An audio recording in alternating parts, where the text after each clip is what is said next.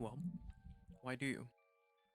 You have such a good life, you're blessed with a home, food, water, people who love you. So, why is it so hard for you to take care of yourself? Why is it so hard for you to be happy? Let's talk about it. I would like to say before I go further into this topic, the following opinions are taken from a first generation college student. I am far from perfect. I have many bad habits to break and plenty of bad decisions I've made. So, the things that I'm saying are things that I've observed, experienced, and overall are a culmination of concepts and ideas that have helped me in my journey to figuring out, how I should take care of myself and how I should be a functional human being in society. So, feel free to take and leave what you must out of what I'm going to say. A lot of the times, learning how to take care of yourself is something that we weren't taught how to do at a young age. But don't beat yourself up about it.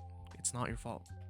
Because how could you possibly know how to do something that you've been cut off from pretty much your whole entire life? Bad habit leads to bad habit leads to bad habit.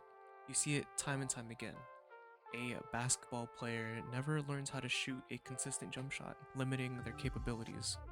A musician is never taught proper technique, so they struggle with playing certain keys in different successions.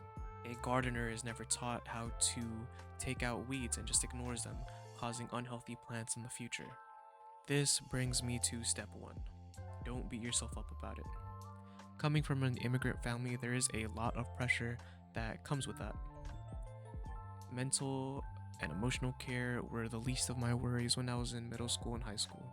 If there was a list of the priorities in my life during that time period, my own self would probably not even break the top 10.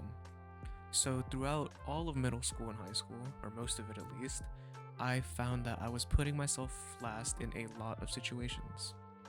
The purpose as to why I chose to do certain things were never because of myself.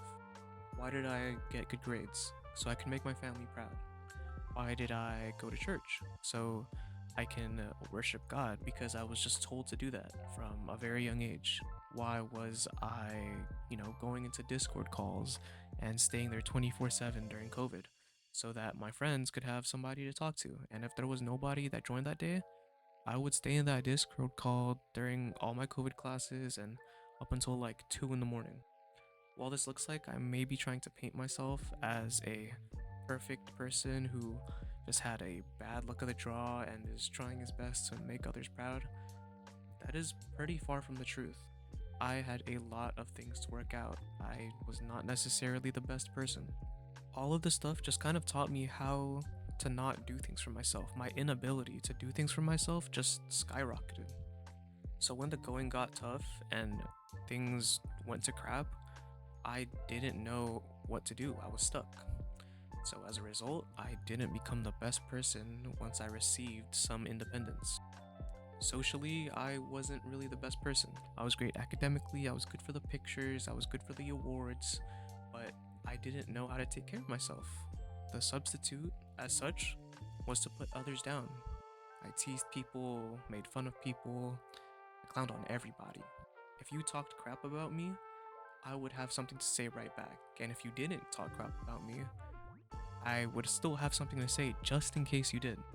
Despite all this, one of the things that I learned is that I shouldn't be putting myself down in these situations and hold it against myself so that I hinder my own growth.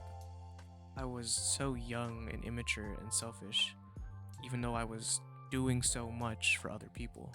The people that love you in your life have the best intentions, but recognize that no matter what, sometimes the environment and people we surround ourselves with, no matter how perfect it may seem, can act as roadblocks to growth. This brings us all the way to step 2. Reevaluate yourself. You want to figure out how to take care of yourself, so try looking inward. Whether it be through meditation, looking in the mirror, journaling, making a list of pros and cons. What are traits about yourself that you like or maybe don't like so much? Try and answer the question, who am I? Do you not like how you look? Are you not confident? Do you like how friendly you are with other people? Do you like that you are really good at a certain video game?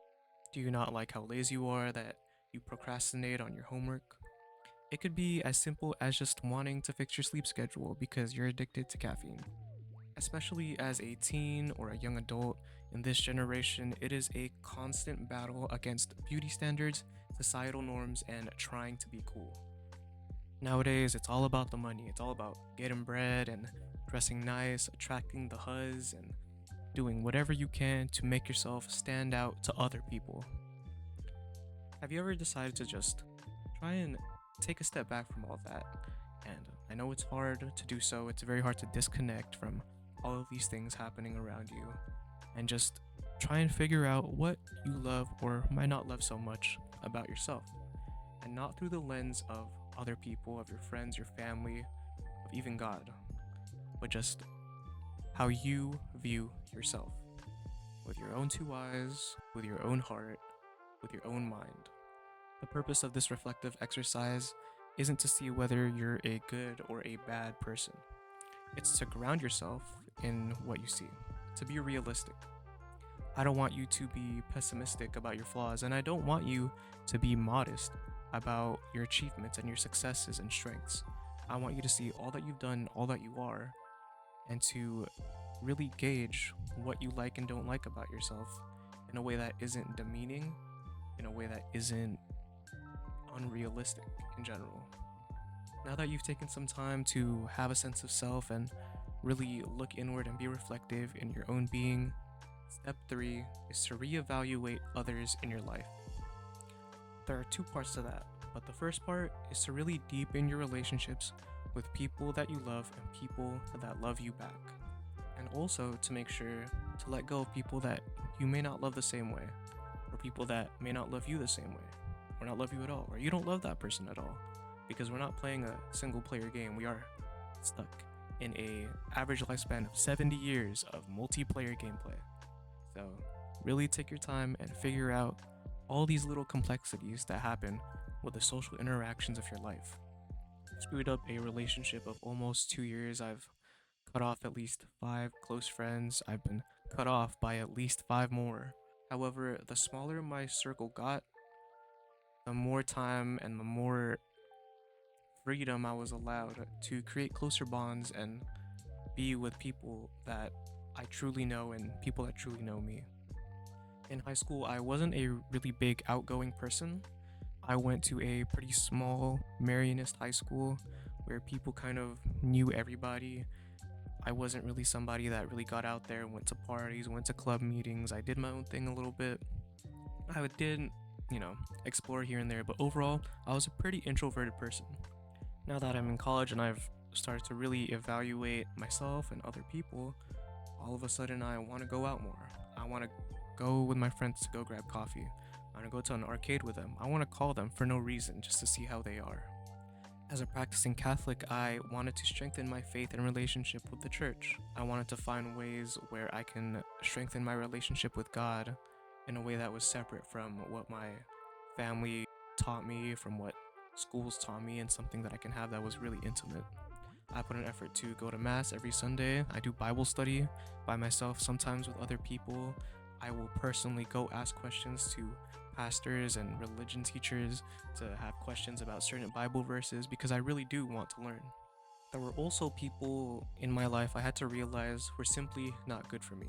And these were the people, like I said in the second part, that you wouldn't really want to associate with, or they don't want to associate with you.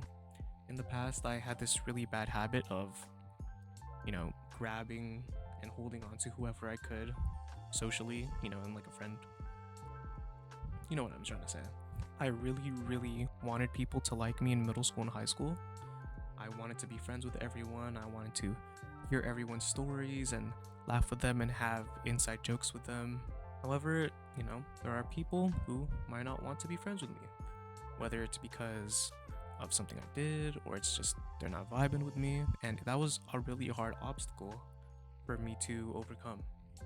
And in a similar fashion, people I found in some ways were not always the best decision for me to be with. A good of individuals I met, particularly in high school, I would say, were not necessarily the best for growth at the time, especially throughout my first year of college as well. I let go of a lot of those people that I met in high school, and a lot of them let go of me too. That's just the way it is, especially after that whole relationship going. The interesting thing too is that some of them I absolutely had to cut out no matter what, and some of the other people I didn't really have to let go necessarily. But take for example, you have your house, and then all of a sudden you just have these cute little rabbits. If you like rabbits, I don't know. And then these rabbits turn into a bunch of non-venomous snakes. Would you let them stay? I mean, they're not venomous. They can't really hurt you. Oh, and they don't they're like small they're small snakes without teeth, so they're completely harmless snakes. They're just slithering around. Why don't you want to keep them, right? Obviously, you would be freaked out. You'd be like, what the heck is happening? Can't do this unless you do like snakes. But that's kind of the situation with those people where they weren't necessarily an immediate distress to me, but they just weren't good company to have around. This whole process though was anything but easy. This whole reevaluating others thing, it caused a lot more emotional and mental stress on me to really sift through people and really kind of decide who I wanted to take with me on this journey of growth and who would be willing to stay in general. However, I will say that it was definitely worth it to really sit down and see who was with me and who wasn't. Oftentimes people can just let bygones be bygones, or just be like, oh, just forget about it. Maybe it was a one-time thing. And that's kind of how manipulation and toxic friendships and relationships in general start. So I think just going through that kind of stress of dealing with people saved me a lot of time and energy in terms of dealing with relationships that can hinder my growth. Step 4 would be to find a balance in self-care. Now that you've evaluated your life, you found somewhat of a sense of self, you're still trying to figure it out, that's okay. You might be still trying to figure out how you interact with others, that's fine too. But now we need to get into the nitty-gritty of how you take care of yourself. To do this, you need to understand what you need, what you want, and what you should stay away from. The hardest part for me during this journey of self-care is figuring out what is too much and too little. What is a healthy indulgence and what is gluttony? What is taking what's mine and what is being too selfish? I'm a person that pretty much just shuts down if I don't have kind of structure and scheduling. So what I decided to do was kind of have a schedule, but also have an emergency stop situation thing with my self-care. Basically how it works is, with this system I won't need to pull out these like self-care things just because something's wrong. It's more of a sustenance thing where I need to take care of myself to maintain a level of happiness and maintain a level of peace and calmness in my life. Every day, pretty much, I set a time aside so that I can care for myself. I can find a time of enjoyment and happiness away from schoolwork, away from stress, any of that other stuff. One of these daily basis things that I like to do is actually to play basketball. So I will play a pickup game, maybe do drills, shoot around, anything like that. Basically just to get on the court, shoot, whatever it might be, dribble a little bit, just to get my mind off things. The court, is something where I have as a safe space. So it's kind of like I leave my problems outside that door to the basketball court, and I'm just kind of in a meditative zone, like a way of focus and reflection whenever I play basketball. It's a sport that I've picked up and dropped a good amount of the time throughout my years, but it's definitely something that has been helping me a lot during my second year of college. And it's just a great way to interact with other people because, I can play by myself, I can just chill, shoot around, get a workout in, but it's also just a great way for me to interact with my friends, both at college and back home. Another safe space for me would be playing video games. That isn't really a daily basis thing, but I do set time aside throughout the week to play video games, whether it be by myself or with friends. It's a hobby that I started very young. I remember I was like 5 years old and my dad was teaching me how to camp in COD. He would keep me prone and he'd be like, okay, when somebody passes this corner and it's an enemy, you just hold this button down and you'll shoot them. And like, oh, it's awesome, it's great. So that's kind of how I started my gaming hobby. I've also been more of a fan of story-driven games as of recently, like God of War Ragnarok, The Last of Us, The Witcher 3 I'm playing for like the third time in a row. And the reason I like those type of games, especially more as I grow up, is because it's more than just stimuli to me. I do play competitive games like Marvel Rivals, which I've been playing for a good amount of the time, but these story-driven games are a reflection of kind of creativity and personality that I was lacking a lot of in my earlier years. So that's kind of where I'm at right now in terms of video game enjoyment. I always set time in my day to have these activities because if I don't, I will just like I'll break down for that day or for that week or whatever it might be. And I just, I won't be happy. I won't be at my peak performance. In times where I am not caring for myself, obviously, I'm locking in, I'm doing work, studying, and all that other good stuff that comes with, being a young adult, being somebody in college that has a ton of responsibilities to do. This is my balance. This is a system, a form of structure that works for me, that works for my energy levels, my limits, and your balance might look completely different. You may not have a scheduled time for self care. Your ideas of self care might be totally different. What I will say though is you shouldn't have to debate for too long, is this thing good for me? Or is this thing really helping me out? Really reflect on yourself and just decide, hey, if this thing's not working for me, I can't use it. Even if I want it to work really well, if I really want to be friends with this person, if I really want to do this one thing, if I really want to pick up this hobby, if it's too time consuming or if this person is too toxic, you just can't do it. And that's just the way it is. The second to last step would be to enjoy the little things.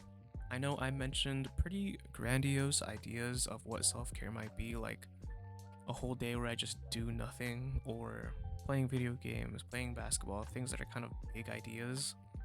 But do not think it has to be something big. And you might be saying, oh, Alex, those don't seem like big ideas. Well, let me tell you about little small minuscule things that you can do, such as like taking a shower, fixing your bed, stretching because you've been sitting down for a little bit too long. Those are little tiny things that you can do that will make so much more of a difference.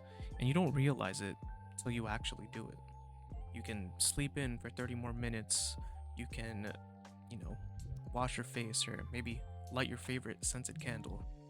These tiny little actions go a very long way into caring for yourself. And the same can be said for vice versa. If you start to neglect hygiene, if you start to sleep a little bit, later than usual for too long, those things will amount to things like sleep deprivation. You might develop, skin irritation. You might start to have dandruff in your hair. And these things will have a detrimental effect on your mental health, on your emotional health. And at that point, you are no longer caring for yourself. As the saying goes, happy body, happy mind. So even if you're just gonna go for a 5-minute walk outside, get some fresh air, do something good for yourself. At least do one thing good for yourself once a day. That's all I ask. And one last kind of little thing that I recommend everybody should do is to talk to somebody. Humans are very, very social creatures. Why do you think one of the highest forms of punishment in prisons and jails is solitary confinement? Whether it be saying hi to somebody as you walk past them on campus, checking in with a teacher about a homework assignment, just open your mouth, use your voice, talk to somebody. Talking to someone makes a huge difference. It's the same way when somebody random compliments your outfit, you'll think about them for the rest of the day. Or let's say somebody helps you with papers that you drop on the floor and you just remember that person's face. Little things like that really boost up your day in ways that are pretty essential. Social interaction is very essential, and this is coming from somebody who is an introvert according to the MBTI test. And also, I agree, but talk to somebody, call somebody, do something with, your social life. And this finally leads us to step 6. It's to take away all the steps. Yes, because this is not a linear path. I know I went through a whole WikiHow process on how to take care of yourself and address underlying problems, but like a lot of things in life, learning how to take care of yourself is not a straightforward process whatsoever. Human beings in our nature are very inconsistent, and it sucks a lot. I wish I could study the same way every single day, every single test. I wish I could shoot the same jump shot every single time, but I just can't. And I just have to embrace it. On your self care journey, you might skip some of these steps. You might add some of your own steps. You might not want any steps at all. You might be saying, Alex, this is a bunch of BS. I'm gonna do my own thing. I could take care of myself. And that's great. That is all I want. However, the last thing you should do is feel bad for failing. Trial and error is the only way we are going to learn these things. It's the only way that I learned how to take care of myself. At the end of the day, this is for you, because a lot of the times we forget to include ourselves in the picture. I would like to reiterate again that this is all accumulated from 19 years of my life. So this is not something that's down to a T. This is not backed by science necessarily. I am a psych major, so some of it kind of is, but overall, this is all personal experience. This is all things that I've learned directed towards a young teen to young adult audience. Just, be proud of how far you've come. Be proud of everything that you've done so far to become who you are. Because I am, even through all the faults that I've made. After all that stuff, I'm proud to be alive. I'm proud that I'm able to acknowledge certain things. I'm proud that I'm able to grow as a person, and I see myself in the future as the best person I could possibly be. At the end of the day, just be proud of the journey that you've made, because your life is simply yours. It's nobody can take that away from you, and nobody should be able to take away control of that life. And as you get more agency, as you get more independence, you just care for yourself. So take those opportunities and just make the most of it. I would like to say, as a closing thing, this video was supposed to go up like months ago, after probably maybe 3 weeks after I made the last video, but things got caught up. I had to put myself first, schoolwork, finals, just stress in general. Being a college student sucks. Just, yeah, had to take a break a little bit, but I am back now, for now. So I'll try and get more content as I can. This is another solo video, as you can see, but I do want to have more videos with my friends, so hopefully I could get those up. But until then, I will see you guys later.